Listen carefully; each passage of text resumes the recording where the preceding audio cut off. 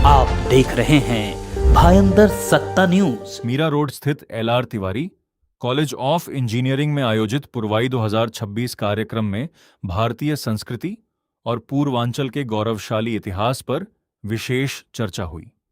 कार्यक्रम में पूर्व उप मुख्यमंत्री दिनेश शर्मा, शिवसेना प्रवक्ता संजय निरुपम, महापौर डिंपल मेहता, शिक्षण सम्राट लल्लन तिवारी और विधायक नरेंद्र मेहता समेत कई प्रमुख हस्तियां शामिल हुईं।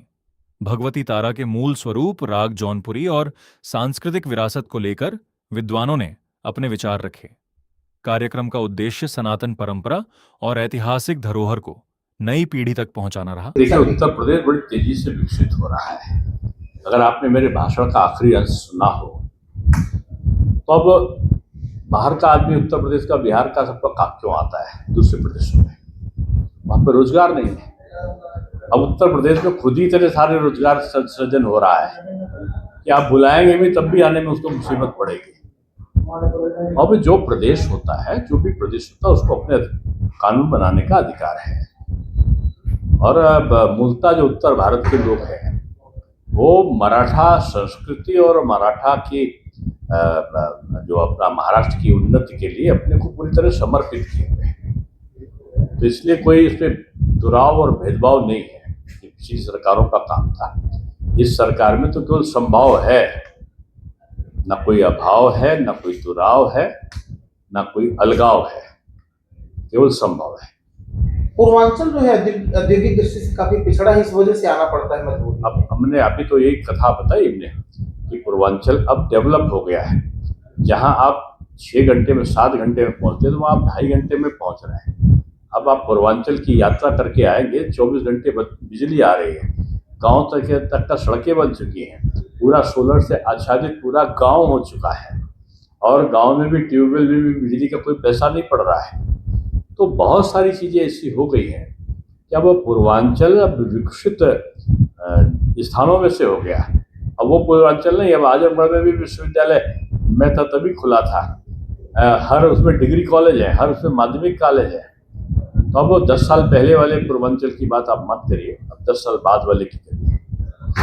अब पलायन की कोई जरूरत नहीं पड़ेगी। इंडस्ट्री को लेकर क्या ब्लूप्रिंट है आपकी सरकार? जबरदस्त इंडस्ट्री बढ़ी है और इंडस्ट्री नहीं, मल्टीनेशनल कंपनीज भी आई हैं और स्टार्टअप्स भी हमारे समझते हैं कई लाख स्टार्टअप्स हमारे यूपी में आए हैं। तो और अप्रत्यक्ष जो प्रधानमंत्री स्वरोजगार योजना, मुख्यमंत्री स्वरोजगार योजना, तमाम ऐसे ऋण भी कुछ तो बगैर ब्याज के हैं, कुछ तो अल्प ब्याज में हैं, कि लोगों को स्वरोजगार की तरफ प्रेरित किया है। अब उत्तर प्रदेश नौकरी देने वाला प्रदेश बन रहा है। नौजवान जो है उत्तर प्रदेश के नौकरी देने वाले बन रहे हैं। अभी तक इन्होंने आज़ादी के बाद नौकरी पाने वाले बनाया था। अब उद्योगों के माध्यम से एक समग्र विकास की अभिकल्पना पूरी होगी। अब मेरा आखिरी लाइन यही संदेश था कि जिस महाराष्ट्र में है उसकी प्रगति में अपनी सहभागिता उसका प्रथम कर्तव्य है। और दूसरा, अपने उत्तर प्रदेश का पलायन अब वहाँ के रोजगारों को देखते हुए कम हो। 2 बातें मैंने कही। इतिहास की खोज की बात करी है, इतिहास की खोज की बात।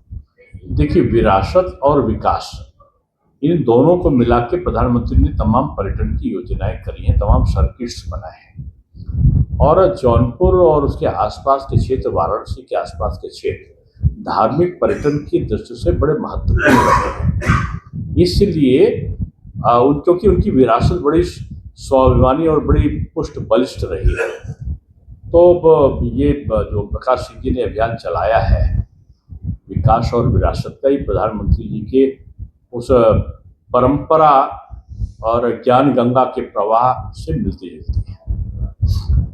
उनका उल्लेख तो नहीं करना चाहेंगे, आप भी अवगत होंगे उनसे। उसमें SIT बन चुकी है। उस घटना को भी नहीं, वो हमारा विषय नहीं है। आपका परंपरा का वोटर कुछ नाराज हुआ? बीजेपी में वोटर परिवार की तरह होता है, वोट बैंक के लिए नहीं होता है। हमारा नागरिक हमारा परिवार है और परिवार में अगर जरा भी बर्तन खटकता है तो अभिभावक के रूप में मोदी जी मौजूद हैं, उनकी समस्याओं का वो हल कर देते हैं।